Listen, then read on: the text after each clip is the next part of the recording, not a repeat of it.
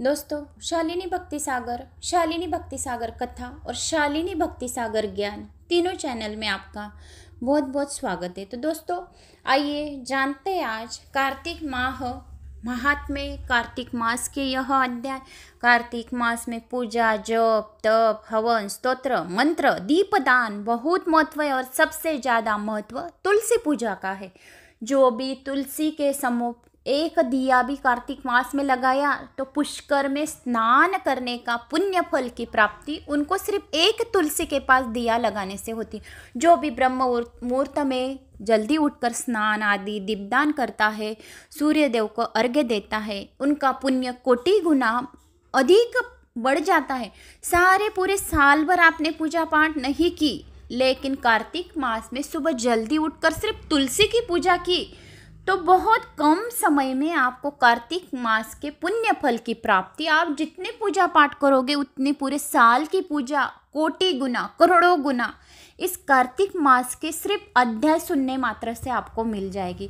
तो ये कार्तिक मास ये बहुत बहुत शिव जी का यह और बहुत अत्यंत प्रिय महीना रहता है और माता लक्ष्मी जी का भी यह अत्यंत प्रिय महीना रहता है कि सबसे ज़्यादा पसंदीदा महीना रहा तो कार्तिक मास का। जिसको ज़्यादा धन की ज़रूरत है, जिसको सब इच्छाएं जल्द से जल्द प्राप्त करवाना है, अपनी मन की इच्छा जल्द से जल्द पूरी हो, उन्होंने एक तुलसी के समीप जल्दी उठकर ब्रह्म मुहूर्त में उठकर उनको तुलसी के समीप एक दिया अवश्य लगाए। अगर आपके पास आंवला होगा, अभी तो ठंड के दिनों में आंवले तो आते ही है, एक आंवला आपको तुलसी जी के पास अर्पण करना है, लक्ष्मी जी को अर्पण करना है, विष्णु जी को अर्पण करना है, आंवले के पेड़ की पूजा करना है, आंवले के पेड़ को पानी डालना है, उनके समीप दिया लगाना है, विष्णु सहस्त्र नाम का पठन करना है और इस महात्म्य का भी आपको पठन करना है, श्रवण करना है।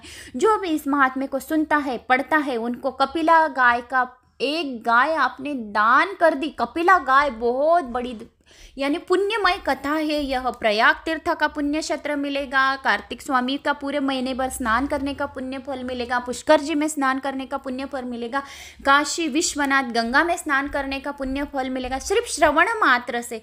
तो दोस्तों, जैसे आपने श्री गणेश पुराण श्रवण किया, भागवत गीता श्रवण की, देवी भागवत पुराण श्रवण किया, तो क्यों न यह कथा भी कार्तिक मास की श्रवण करते हैं। जो भी कथा पूजा पाठ करते हैं उनकी जिंदगी में कभी दुख की छाया नहीं रहती है, कभी भी उनके दुख नहीं रहते उनके जीवन में हमेशा सुख, शांति, यश, कीर्ति, मान, सम्मान ही रहता है और उनको जो इच्छा चाहिए वह इच्छा उसकी जल्द से जल्द पूरी हो जाती। इतने यह कथाओं में और पूजा पाठ में भरोसा है, विश्वास है, दृढ़ विश्वास है। मैं शिव लीला अमृत कथा सार के पारायण लगा रही थी। मैंने आप सबको बोला भी था अगर मुझे टाइम मिला तो तीनों चैनल में से कोई भी एक चैनल पर शिव लीला अमृत कथा सार पूरे पारायण चलेंगे और एक चैनल पर यह कार्तिक स्वामी के यह अध्याय सारे पूरे महीना भर यह अध्याय चलेंगे। तो देखती हूँ अभी कौन से चैनल पर कौन से अध्याय डालने हैं, विचार करूंगी।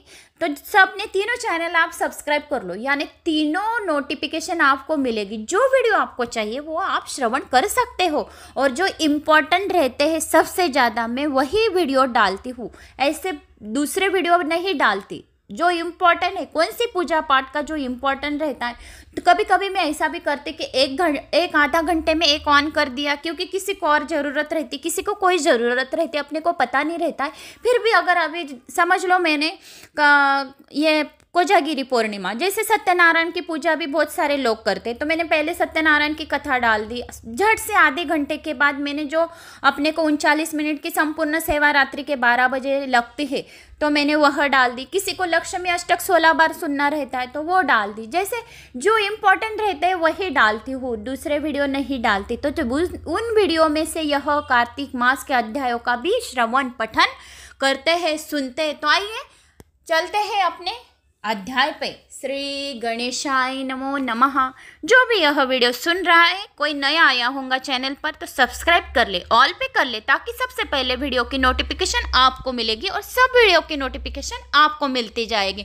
अगर आप कहाँ से ये वीडियो मेरा सुन रहे, गाँव का नाम अवश्य करें या कार्तिक का महीना चल रहा है, ओम नमो भगवते वासुदेवाय नमः करे, कार्तिक स्वामी की जय हो करे। तो आइए वीडियो को शुरुआत करते हैं। ज़्यादा से ज़्यादा शेयर भी करें। ओम श्री गणेशाय नमो नमः। कार्तिक मास महात्म्य पहला अध्याय। मैं सुमुरु माता सबको यह प्रणाम करते हैं। कार्तिक मास की यह कथा को शुरुआत करते हैं। नैमिषारण्य तीर्थ में श्री सूत जी ने 88,000 शौनिकादि ऋषियों से कहा, अब मैं आपको कार्तिक मास की कथा विस्तार पूर्वक सुनाता हूँ, जिसका श्रवण करने से मनुष्य के सभी पाप नष्ट हो जाते हैं और अंत समय में वैकुंठ लोक की धाम की प्राप्ति होती है। तब सूत जी ने कहा, श्री कृष्ण जी से अनुमति लेकर देवर्षि नारद के चले जाने के पश्चात सत्यभामा प्रसन्न होकर भगवान श्री कृष्ण से बोली, हे प्रभु, मैं धन्य हुई, मेरा जन्म सफल हुआ। मुझ जैसी त्रैलोक्य सुंदरी के जन्मदाता भी धन्य है, जो आपकी 16,000 स्त्रियों के बीच में भी आपकी परम प्यारी पत्नी बनी। मैंने आपके साथ नारद जी को वह कल्पवृक्ष आदि पुरुष विधि पूर्वक दान में दिया, परंतु वही कल्पवृक्ष मेरे घर लहराया करता है। यह बात मृत्युलोक में किसी स्त्री को ज्ञात नहीं है।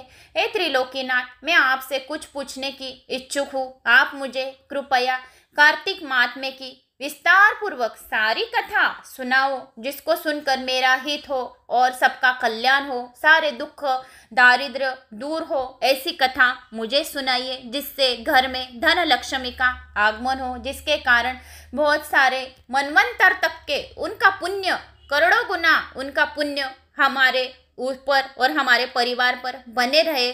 ऐसी प्रार्थना की आप मुझे में कल्प पर्यंत वह सारे पुण्य हमारे पास जमा रहे, ऐसी कुछ कृपा करें और वह मुझे सुनाइए। फिर आप मुझसे विमुख न हो, सारी कथा मुझे सुनाइए। तब सूत जी ने आगे जाके बोले, हे सत्यभामा के ऐसे वचन सुनकर श्री कृष्ण हंसते हुए सत्यभामा का हाथ पकड़ा और अपने सेवकों को वही सूखने के लिए कहकर विलास युक्त अपनी पत्नी को कल्पवृक्ष के नीचे ले गए। फिर हंसकर बोले, हे प्रिय, 16,000 रानियों में से तुम मुझे प्राणों के समान प्यारी हो। तुम्हारे लिए मैंने इंद्र एवं देवताओं से विरोध किया था। हे कांते, जो बात तुमने मुझसे पूछी है उसे सुनो। एक दिन मैंने तुम्हारी इच्छा पूर्ति के लिए गरुड़ पर सवार होकर इंद्रलोक जाकर कल्पवृक्ष मांगा। इंद्र द्वारा मना किए जाने पर इंद्र एवं गरुड़ों में घोर संग्राम हुआ और गोलोक में भी गरुड़ जी गौओं से युद्ध किया। गरुड़ की चोट से उनके कान एवं पूंछ कटकर गिरने लगे, जिससे 3 वस्तुएं उत्पन्न हुई। कान से तंबाकू, पूंछ से गोभी और रक्त से मेहंदी बनी। इन तीनों का प्रयोग करने वाले को मोक्ष नहीं मिलता। तब गौओं ने भी क्रोधित होकर गरुड़ पर वार किया, जिससे उनके 3 पंख टूटकर गिर गए।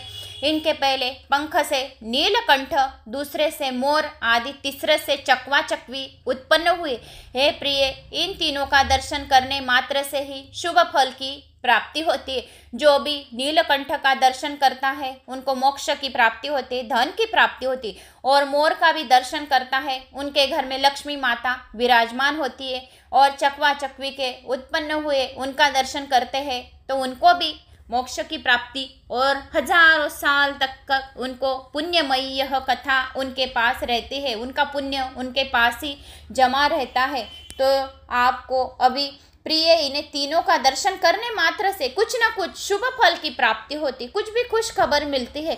यह सुनकर सत्यभामा ने कहा, हे प्रभु, कृपया मुझे मेरे पूर्व जन्मों के विषय में बताइए कि मैंने पूर्व जन्म में कौन से दान व्रत जप नहीं किए हैं, मेरा स्वभाव कैसा था, मेरे जन्मदाता कौन थे और मुझे मृत्युलोक में जन्म क्यों लेना पड़ा।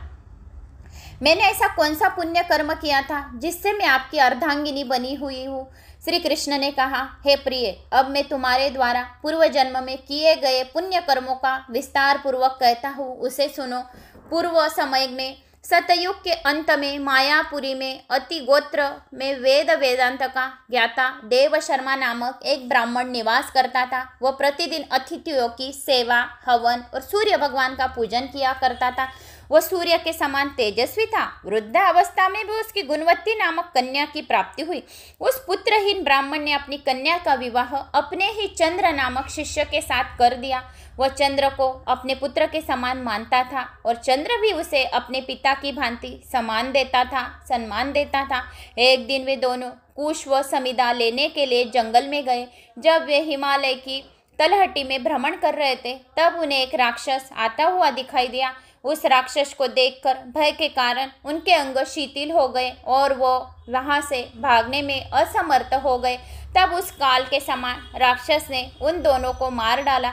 चूंकि वे धर्मात्मा थे इसीलिए मेरे पार्षद उन्हें मेरे वैकुंठ धाम में मेरे पास ले आए। उन दोनों द्वारा आजीवन सूर्य भगवान की पूजा किए जाने के कारण मैं दोनों पर अति प्रसन्न हुआ। गणेश जी, शिव जी, सूर्य व देवी इन सब की पूजा करने वाले मनुष्य को स्वर्ग की प्राप्ति होती है। जो भी इन पंचदेवता का नाम भी सुन लेता है उनको भी स्वर्ग की प्राप्ति होती है। मैं एक होता हुआ भी काल और कर्म के भेद से 5 प्रकार का होता हूँ, जैसे एक देवदत्त, दूसरा पिता, तीसरा भ्राता और नामों से पुकारा जाता है। जब वे दोनों विमान पर आरूढ़ होकर सूर्य के समान तेजस्वी रूपवान चंदन की माला धारण किए हुए मेरे भवन में आए तो उन्हें दिव्य भोगों को भोगने लगे। और फिर अध्याय दूसरा, सिमिर चरण देव के यह शब्द और फिर से सुन लो। भगवान श्री कृष्ण आगे बोले, हे प्रिय, जब गुणवती को राक्षस द्वारा अपने पति एवं पिता के मारे जाने का समाचार मिला तो वह विलाप करने लगे। हाँ नाथ, हाँ पिता, मुझको त्याग कर तुम कहाँ चले गए? मैं अकेली स्त्री तुम्हारे बिना अब क्या करूं? अब मेरे भोजन, वस्त्र आदि की व्यवस्था कौन करेगा? घर में प्रेम पूर्वक पालन पोषण कौन करेगा? मैं कुछ भी नहीं कर सकती। मुझ विधवा का कौन रक्षा करेगा? मैं कहाँ जाऊं? मेरे पास अब कोई ठिकाना नहीं रहा है। इस प्रकार विलाप करती हुई गुणवती चक्कर खाकर धरती पर गिर पड़ी और बेहोश हो गई। बहुत देर के बाद उसे होश आया तो वह पहले की ही भांति करुण विलाप करती हुई शोक सागर में डूब गई। कुछ समय के पश्चात जब वह संभली तो उसे ध्यान आया कि पिता और पति की मृत्यु के बाद मुझे उनकी क्रिया करनी चाहिए जिससे उनकी गति हो सके। इसीलिए उसने अपने घर का सारा सामान बेच दिया और उससे प्राप्त धन से उसने अपने पिता एवं पति का श्राद्ध आदि कर्म किया। तत्पश्चात वह उसी नगर में रहते हुए 8 पहर भगवान विष्णु की भक्ति करने लगी। उसने मृत्यु पर्यंत तक नियम पूर्वक सभी एकादशियों का व्रत और कार्तिक महीने में उपवास एवं व्रत किए। हे प्रिय, एकादशी और कार्तिक व्रत मुझे बहुत ही प्रिय है। जो भी कार्तिक महीने में तुलसी की पूजा पाठ करता है, यह अध्याय श्रवण करता है, इनसे उनकी मुक्ति, भुक्ति, पुत्र तथा संपत्ति की प्राप्ति होती। कार्तिक मास में जब तुला राशि पर सूर्य आता है तब ब्रह्म मुहूर्त में उठकर स्नान करने से पुष्करणी स्नान करने का पुण्य मिलता है। गंगा जी में स्नान करने का पुण्य मिलता है। कपिला गाय दान करने का पुण्य मिलता है और 12 ज्योतिर्लिंग में 12 तीर्थ स्थान में पुण्य मिलता है। जो यह कम समय में ब्रह्म मुहूर्त में उठकर जो भी स्नान करता है उनको सारे पुण्य उनके इसमें जमा हो जाते हैं। और यह व्रत व उपवास करने वाले मनुष्य मुझे बहुत ही मेरे प्रिय होते हैं और मेरे नज़दीक रहते हैं। उनकी सारी इच्छाएं मैं जल्द से जल्द पूर्ण करता हूँ, क्योंकि यदि इन्होंने पाप भी किए हो तो भी स्नान, व्रत और यह अध्याय श्रवण मात्र से उन्हें मोक्ष की प्राप्ति होती है। कार्तिक में स्नान, जागरण, दीपदान तथा तुलसी के पौधे की रक्षा करना, तुलसी के पास दिया लगाने वाले मनुष्य साक्षात भगवान विष्णु के समान रहते। कार्तिक मास में मंदिर में झाड़ू लगाने वाले, स्वस्तिक बनाने वाले तथा भगवान विष्णु की पूजा करने वाले मनुष्य जन्म मरण के चक्कर से छुटकारा पा जाते हैं। यह सुनकर गुणवती भी प्रतिवर्ष श्रद्धापूर्वक कार्तिक का व्रत और भगवान विष्णु की पूजा करने लगी। प्रिय, एक बार उसे ज्वर हो गया, वह बहुत कमजोर भी हो गई। फिर वह किसी प्रकार गंगा स्नान के लिए चली गई। गंगा तक वह पहुंच गई, परंतु शीत के कारण वह बुरी तरह से कांप रही थी, इस कारण वह शिथिल हो गई। तब मेरे भगवान विष्णु दूत उसे मेरे धाम में ले आए। तत्पश्चात ब्रह्मा आदि देवताओं की प्रार्थना पर जब मैंने कृष्ण का अवतार लिया तो मेरे गण भी मेरे साथ इस पृथ्वी पर आए। जो इस समय यादव है, तुम्हारे पिता पूर्व जन्म में देव शर्मा थे, इस समय सत्राजी थे। पूर्व जन्म में चंद्र शर्मा जो तुम्हारा पति था वह डाकू है। और हे देवी, तू ही वह गुणवती कार्तिक व्रत के प्रभाव के कारण ही तू मेरी अर्धांगिनी बनी हुई है। जो भी कार्तिक महीने में यह कथा सुनता है, पढ़ता है, किसी को बताता है तो मेरे अतिशय निकट रहते हो। और पूर्व जन्म में तुमने मेरे मंदिर के द्वार पर तुलसी का पौधा लगाया था। पूर्व जन्म में तुमने विष्णु जी का जो मंदिर था तो तुमने तुलसी का पौधा लगाया था। इस समय वह तेरे महलों के आंगन में कल्पवृक्ष के रूप में विद्यमान है। उस जन्म में जो तुमने दीपदान किया था उसी कारण तुम्हारा देह इतना सुंदर हुआ है। जो भी कार्तिक मास में दीपदान करता है उनका देह सुंदरता बनी रहती है और तुम्हारे घर में साक्षात लक्ष्मी का वास होता है। जो भी कार्तिक महीने में दीपदान करता है, तुलसी की पूजा करता है, उनके घर में साक्षात लक्ष्मी रहती। चूंकि तुमने पूर्व जन्म में अपने सभी व्रतों का फल पति स्वरूप विष्णु को अर्पित किया था, उसी के प्रभाव से इस जन्म में तुम मेरी प्रिय पत्नी हुई हो। पूर्व जन्म में तुमने नियम पूर्वक जो कार्तिक मास का व्रत किया था उसी के कारण मेरा और तुम्हारा कभी वियोग नहीं हुआ है। इस प्रकार कार्तिक मास में व्रत आदि करने वाले मनुष्य मुझे तुम्हारे समान ही प्रिय रहते। जो भी कार्तिक मास में पूजा, हवन, पठन, श्रवण करते हैं वो जो राधा के जैसे प्रिय रहते वैसे ही उनको भी राधा जैसे उनको प्रिय है, सत्यभामा जैसे उनको प्रिय है तो वह लोग भी उनको वैसे प्रिय होते। दूसरे जप, तप, यज्ञ, दान आदि करने से प्राप्त फल कार्तिक मास में किए गए स्नान के बराबर रहता है। फल से बहुत थोड़ा, स्नान करने से ही उनको सभी पुण्य फल की प्राप्ति मिल जाती है। अर्थात कार्तिक मास के व्रतों का 16वां भाग भी नहीं होता। जो यह पूजा पाठ करता है तो कार्तिक मास के 16वें भाग भी नहीं होता। उतना पुण्य मुझे सिर्फ स्नान और तुलसी की पूजा मात्र और यह अध्याय श्रवण करने से हो जाता है। इस प्रकार सत्यभामा भगवान श्री कृष्ण के मुख से अपने पूर्व जन्म का पुण्य का प्रभाव सुनकर बहुत प्रसन्न हुई और फिर यह कार्तिक मास का महात्म्य का दूसरा अध्याय दोस्तों यहाँ पर समाप्त हुआ है।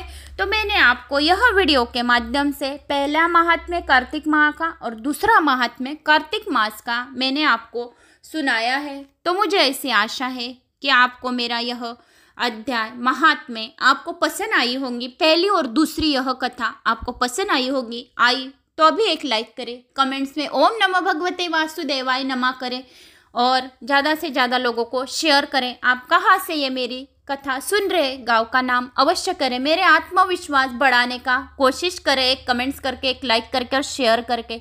जय श्री महाकाल। ओम नमो भगवते वासुदेवाय नमः।